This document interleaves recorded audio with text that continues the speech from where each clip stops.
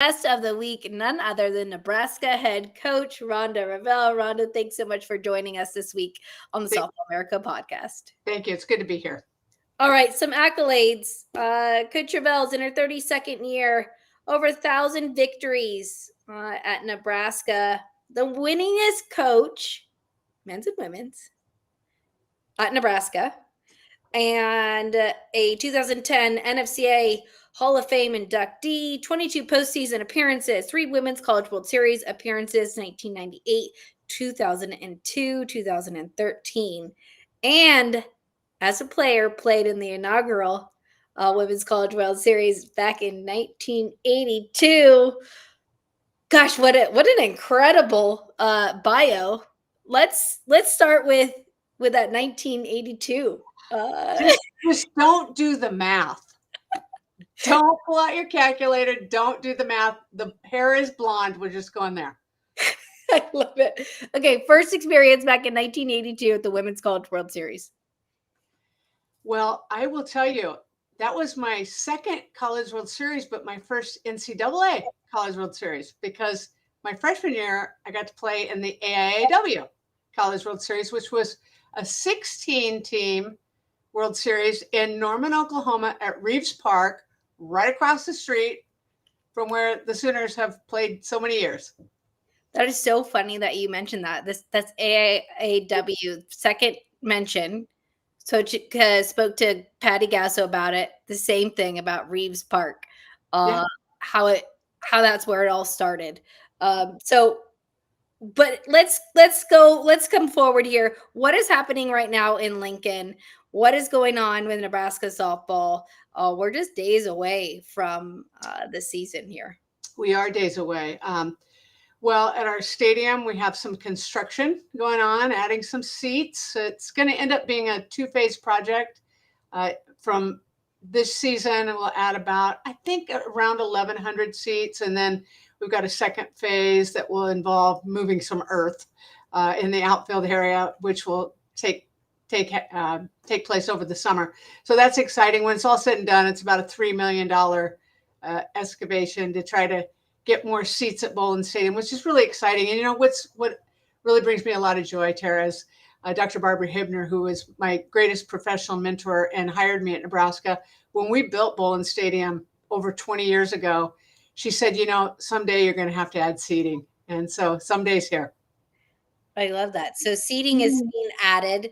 And I want to talk about kind of January preparations. You sent me a photo a couple of days ago of some snow covering the entire. Don't put that out here. It's melting. But there's been some incredible weather in the 50s out on the field. What's a day in the life right now heading into season? What's going on the field right now? I think first of all, we had 3 snowstorms back to back to back. We had a beautiful fall, even into December, and then in January, we start team practice and here comes the snow. So we had a lot of accumulation, and which is not really, really common. We can have snow, but it doesn't accumulate or stay around very long. So we have been, as the temperatures are into the 50s, we're like moving heaven and earth to change schedules and just see balls in the sky and have to put on sunglasses and all that kind of good stuff. So we're actually even hopeful that we'll be able to do a full scrimmage on our field before the week is over. Because right now we're working in spaces. We turfed our outfield a couple of years ago, and that's been really helpful. So we can get out there and take ground balls, fly balls, work with the fence, work with the sky. So that's what we're doing now. And even as I say that, as so many of us northern schools understand, if you are well resourced in your facilities, you can still get a lot done. And we've been training at a high level, but it's super nice to get outside. And you mentioned a little bit of scrimmages and inter squads. I know this fall was able to watch some of those games that were streamed live at Bowlin Stadium. What was that like for you in Nebraska softball to have the fans around all fall long, to be a part of the scrimmages, to have the live streams? A big portion of that, we'll talk about your transfers coming in, but what was that experience like for you? There was a lot of excitement, and if I'm being really honest, when it started, it was a little bit surreal. I mean, we had opened our gates for scrimmages before, but it was just parents that came. And so to actually have fans there, I think that, we all felt it. But I think throughout the fall and certainly throughout the winter and a lot of our team discussions, we've been able to normalize that and actually working on celebrating that our fans are excited about our season, but also being able to stay in our little bubble and quiet the noise. And I think that, anytime you're trying to perform at a high level, that's a really important skill to develop. And we're already about almost 5 minutes in, and now we're going to mention your transfer in Jordy Ball. I remember seeing you I think it was summer in Colorado, and the news had just almost broke that Jordy was going to be transferred into Nebraska. She was going to be coming home. Also, a transfer in Peyton Cody as well. What have the newcomers alongside your 5 freshmen, been able to that impact you? And you talked a little bit about the noise, but how has that kind of changed the identity, if it has, of Nebraska softball? Mm-hmm. Well, I think the last 2 years, I don't want to discount the work that our players have done in the last 2 years to really build a strong foundation and a really strong culture. And the 3 transfers that came in, it felt like they just belonged right away. They just meshed. And both Jordy and Bella Bacon, who transferred from Purdue, and she's a native Nebraskan as well, they came back and actually enrolled in summer school and started training. Peyton came a little bit later in the summer, but our players have said, I can't even count the number of times that our players have said, just feels like they've always been on our team, feels like they've always been among us.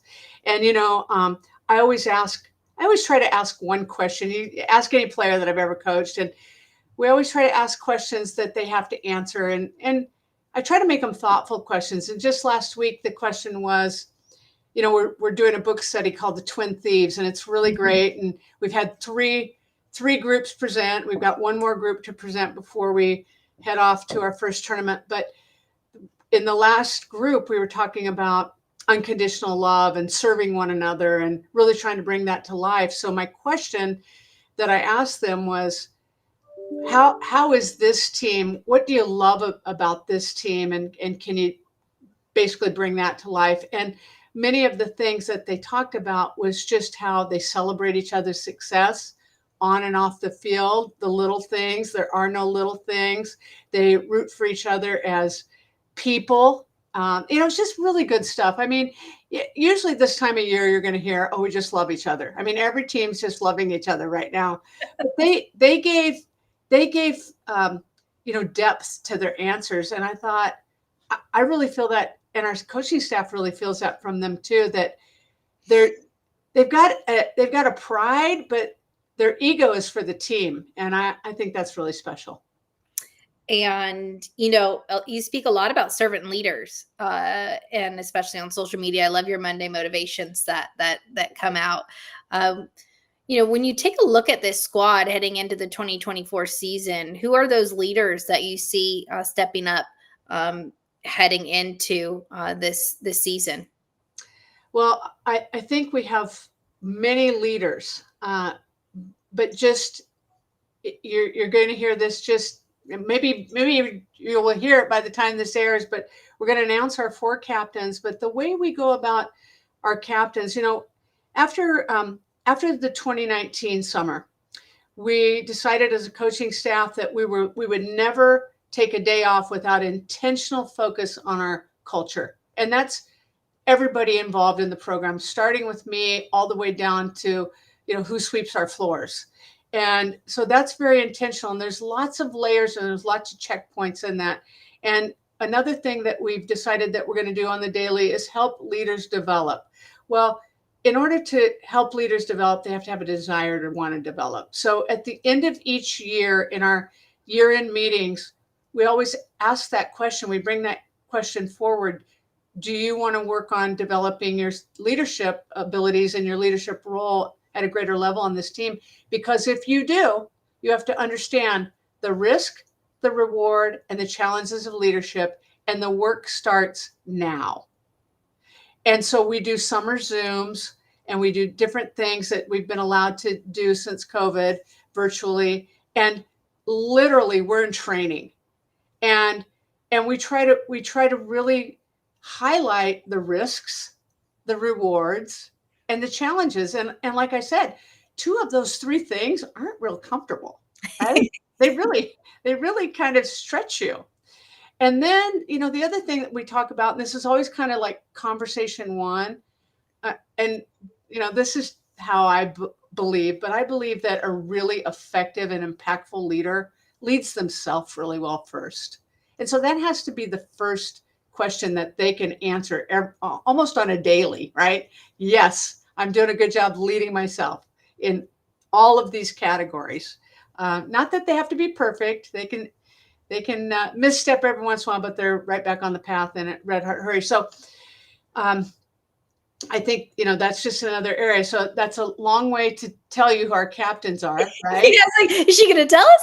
Yeah, I'm going to tell you.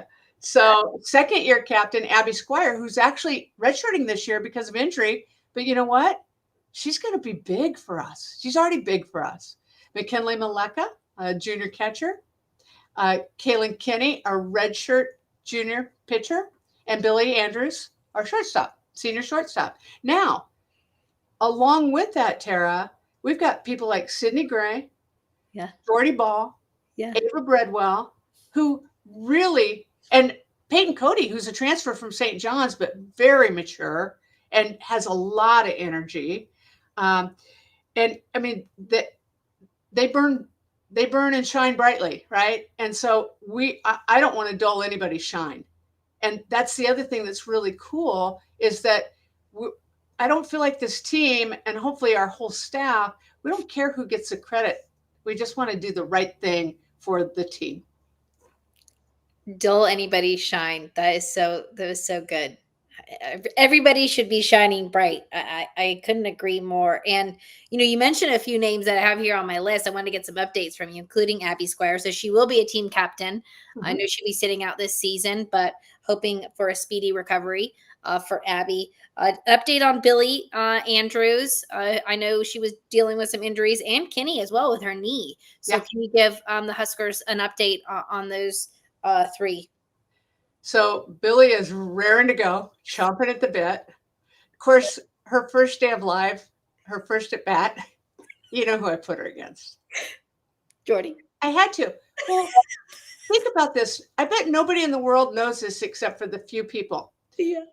Billy's oldest sister, Nicole, Jordy and Billy were both in her wedding as little girls. So, I mean, it was only fitting, right? How did that go? Jordy won that battle. That's so not fair. First at bat back. Yeah, that probably wasn't real fair. Her first at bat in like a long time. But anyway, so yeah, it's all good. So, okay, Billy is back. Billy's back. KK is back. Yeah. She's back full speed. We still monitor her with her knee because it's a little bit of a genetic issue that she has with her knee. So she doesn't do a lot of sprints. She does more work on the bike. But other than that, she's full go. So that's great. So we're pretty healthy. I'm feeling pretty good about that. So let's get into that. I kind of want to give a breakdown of what you see team style and heading into 2024. We talked a little bit about the pitching staff. How are you going to see? Do you see yourself and the pitching staff pitch by committee, or more Friday, Saturday, Sunday starters? Is it a little bit of both? What are you seeing from that pitching staff? Obviously, with the addition, like we said, of Jordy Ball, but picking up a ton of innings that you would have lost from last year. Yeah. I don't know if either one of those are actually correct, because if you look at softball and you look at really good staffs, like let's take Sandercock last year. Mm-hmm. She's really, really good, and she pitched in a lot of games and didn't throw a lot of complete games. But I don't think that was necessarily a pitch by committee. I mean, part of their staff might have been more of a pitch by committee, but maybe it was pitched strategically. Yep. And so when I look at our staff and I look at a real blend of different skill set, I look at it as pitched strategically. And I feel like we have some pitchers that are capable of full games, maybe other pitchers that are more, 12 to 12, 9 to 12 outs, Yep. and maybe that role will grow. But based on their skill set, they can be really, really effective, but maybe it's in that 3 to 4 inning realm. Pitch strategically. Yeah. I'm going to use that. We're going Okay. to put you on that. Are So you going to use goat farm later in your life too? That was our little pre-conversation. Right? wait, you got to explain this, because that's why I'm like almost tearing up, crying from laughter, because before we even started, we were talking about the goat farm. So, Coach Revelle, do you want to talk about how? Okay. We were just talking about some of the greats in our sport. And I said, I think there's more than one goat. And I said, it's kind of like a goat farm. And you really thought that was funny, like you do now. It Because is. I mentioned Coach Shanquist, I mentioned Coach Candrea, of course I mentioned Coach Gasso, and of course Hutch, right? I mean, how can you not call all of them? They've earned that GOAT status all by themselves, but they're going to have to share the goat farm. I mean, we're gonna do something with this, because we've now got the makings of the goat farm, and we've got a couple in the goat farm, but the goat farm has room for more goats, right? Like that's the beauty of a farm, right? right? So we're onto something. I think everyone thinks there can be only one goat, but I think if we have an actual goat farm, maybe we could put it in Lincoln. I'm good with that. I think there's a lot of great farmland in the Midwest. Oh my gosh, I love it. She's getting me all off track here. Normally it's the other way around. Sorry. So that's the pitching staff. So yes, 222 innings from Courtney Wallace last year. So it is going to be a little bit of a different look. But excited to see how that all shakes out. Now let's talk a little bit about the offense. Obviously a healthy Billy Andrews will be back. Let's talk about what you saw. I mean, we saw so many different lineups this fall throughout those scrimmages. And how are you seeing the offense shake out as we head into season? Well, what's interesting about this fall is two of the most successful bats in our lineup right now, and all of our head-to-head throughout this preseason, have been two players that didn't play in the fall: Kaylin Kinney, Billy Andrews. So it's like there's some nice competition going on, and we've had. I feel like, okay, I'm going to stay with my animal theme. Are you ready? Yes.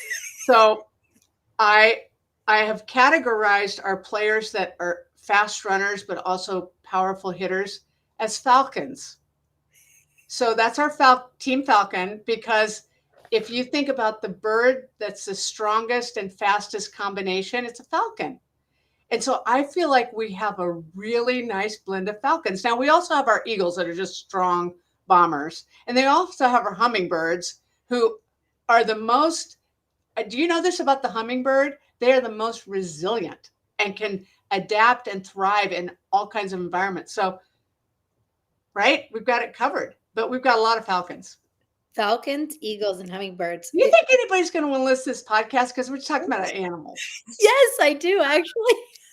I have new categories for everything. So if people are come on the Softball America website, they're going to now see falcons, eagles, and hummingbirds, and we're going to make a reference because we're putting together some new terminology here, folks. But the crazy thing is, I saw a hummingbird today at my house. I haven't seen one in years, and you just brought up hummingbirds. I think I probably would be a hummingbird if I was playing under you, Coach Revelle. I think I would hit in that hummingbird kind of category. Yeah. So another offensive person that we haven't mentioned, of course, we've got Brooke Andrews, who returns as a first team all conference player, is doing what Brooke does. And then you've got Jordy, and she's going to be a factor in our lineup offensively, and we're excited about that. So that's perfect segue into my next question. Are we going to see Jordy playing on both sides of the ball? How is that going to be managed? How have you had that conversation with her? And because I know I saw her stealing bases and, legging out triples and flying all over the place. She's incredibly athletic. But have you had that conversation with her? It's an ongoing conversation with her, her pitching coach, her hitting coach, her strength coach, and her athletic trainer, right? Because we have to monitor the workload. And, we're trying to play the long game here, but also trying to capitalize not only on her athletic talent and her competitive spirit, but her motor. Her motor runs, right?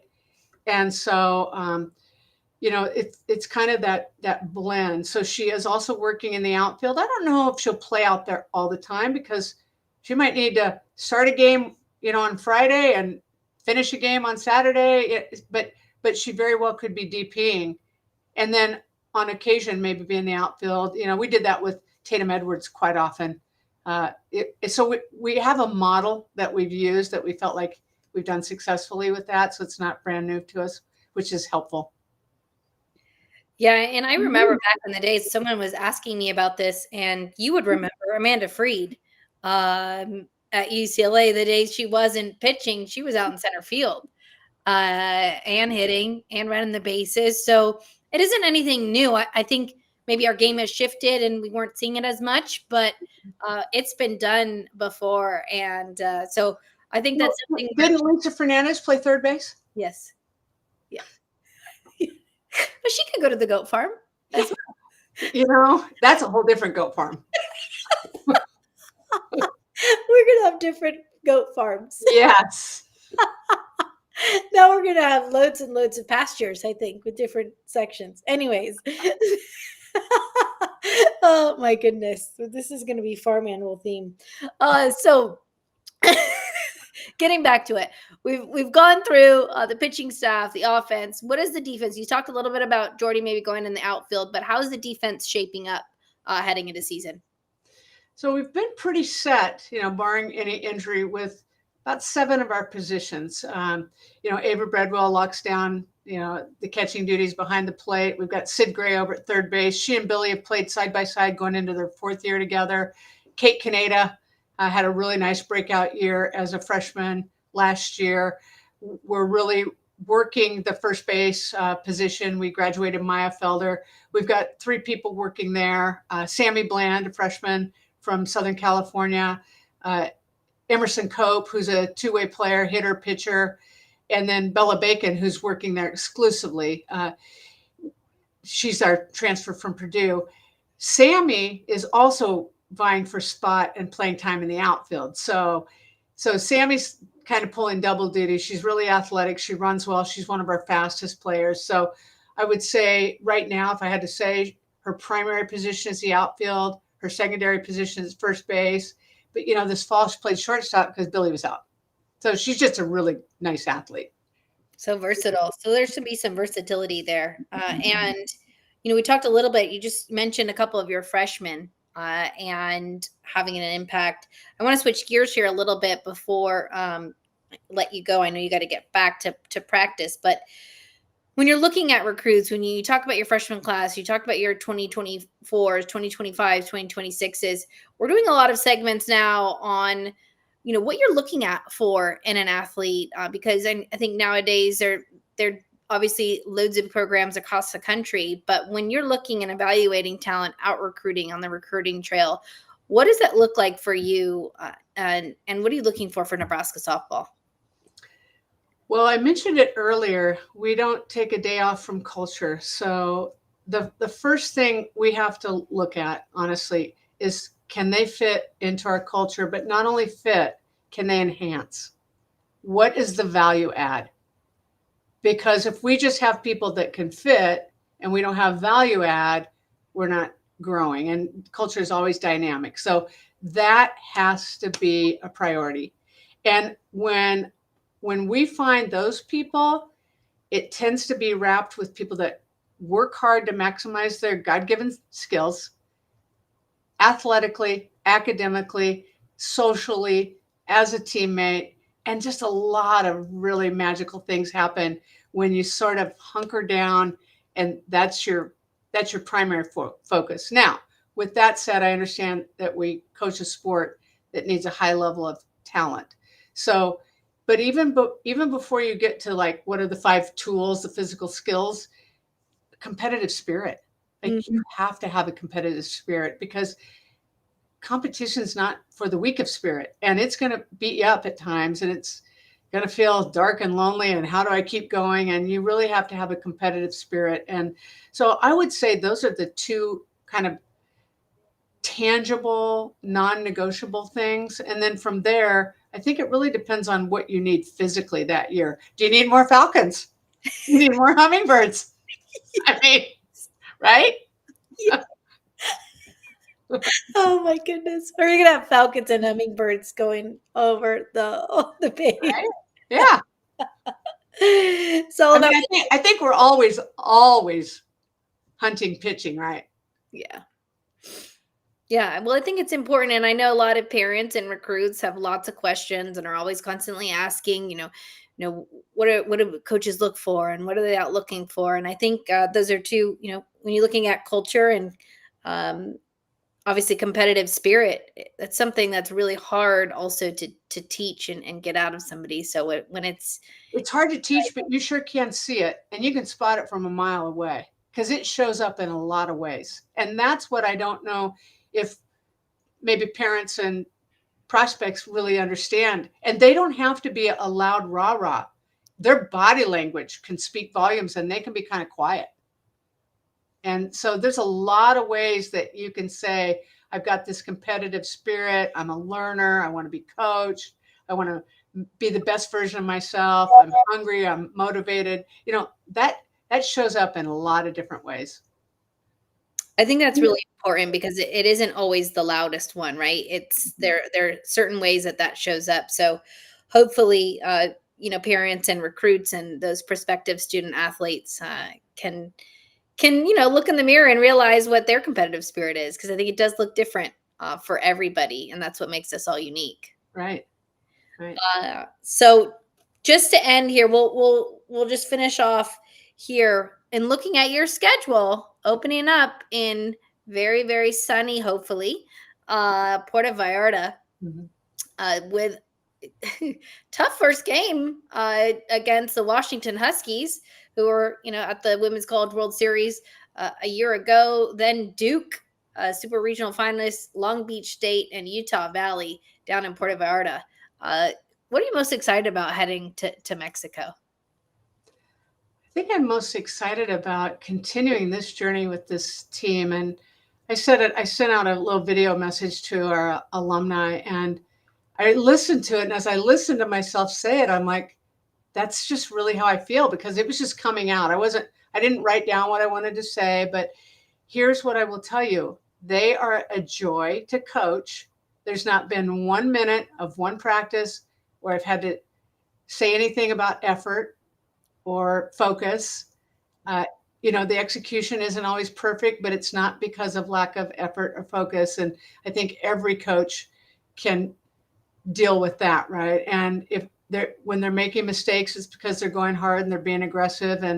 And I'm just looking forward to continuing that journey and really trying to take it as a journey and not think about, getting off to a great start or winning X number of games. But we've got a good mixture of really trying to stay. I'll use your terms, in the bubble, in our little bubble, and really just try to take care of one another and play hard for each other and go after it.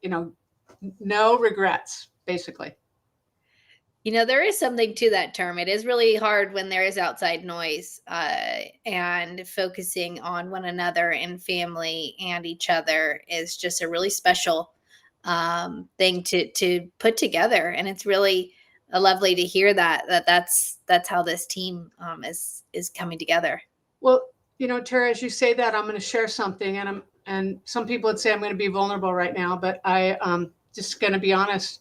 In anticipation of the noise maybe being at a little different fever pitch, I have a counselor, and I have had a counselor for years. And I said to her in the summer, I said, I want to really drill down into my behavior, my response, what I want to be like as a leader of this team. And I know I'm going to have to be really diligent and check in. So when we get to season, So I'd been talking with her every other week, but when we get to season, I want to do a weekly check-in because I want to really try to stay even, because I know that they feel whatever I'm feeling. And I want to be really accountable to being the leader that I want to be without the noise. I thank you for saying that, because I'm a true believer in not only exercising your body, but also your mind, and still regularly see a therapist weekly, just for everyday life. And it's just like working out and going to the gym. And that's, I think that's a hard thing to share. And I appreciate you bringing that on the podcast, because I think we're all striving for excellence, and there is a ton of pressure. But I mean, I think that squad is lucky to have a leader like you. And Thank you. We all need help, but we all need safe spaces and safe places to say things that we're not worried about judgment. And sometimes it's our own self-judgment. Or we just need to hear ourselves process something out loud, and the person on the receiving end of that is schooled in how to help you navigate your own emotions or your thoughts or your feelings, so you can make sense of it and not lose too much energy just spinning, right? The endless loop. And so I'm a real advocate of us all taking care of ourselves, because back to the servant leader, if you really want to be a servant leader, like if that's a goal to serve others, then you have to take care of yourself so the best you is available to serve others. And that takes time. absolutely. And gosh, what I love most about you, Coach, is you just always constantly evolving. And our conversations are always fun, and always just really real and authentic. And I think that's what I appreciate most about you. And excited for this season, excited to see the Huskers, and can't wait to see what that team is going to bring in 2024. And hopefully the noise isn't too big. Hopefully it is, and you're able to just deal with it. And that's what I think is the coolest part about our game and women's sports. So yeah, thank you so much for joining.